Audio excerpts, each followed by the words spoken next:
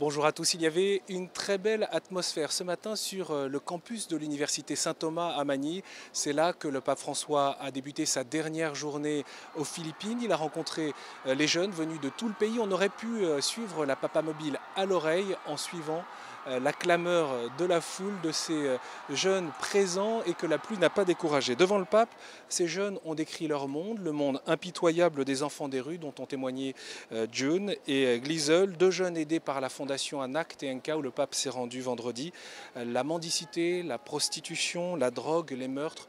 Pourquoi Dieu permet-il cela? Pourquoi Dieu permet la souffrance des enfants? C'est ce qu'a demandé Glisel, cette jeune fille de 12 ans saisie par l'émotion. Et puis il y a d'autres questions autour de la culture hyper connectée des jeunes. Comment s'arrêter pour réfléchir et écouter vraiment la volonté de Dieu? Dans un monde fait de relations éphémères, qu'est-ce que l'amour véritable? Comment rechercher le succès et la prospérité sans devenir mondain? On connaît le pape François maintenant.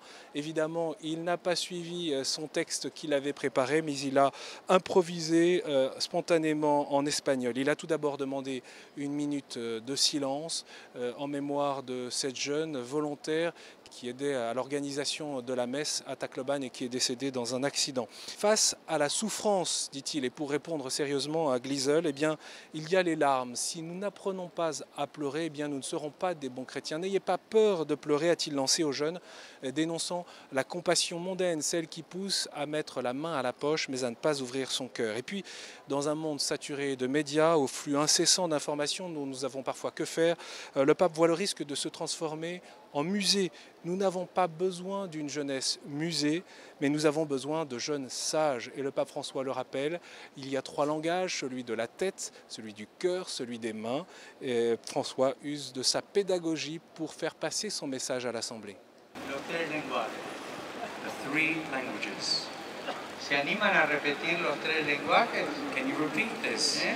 Pensar, sentir y hacer. To think, to feel, and to do.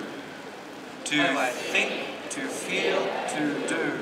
Para ser sabios, dejarse sorprender por el amor de Dios. Autorisez-vous vous-même à vous laisser surprendre par Dieu, car Dieu se révèle à travers les surprises. Voilà encore un message du pape François qui appelle les jeunes des Philippines à un grand travail de renouvellement de la société comme citoyens chrétiens de ce pays.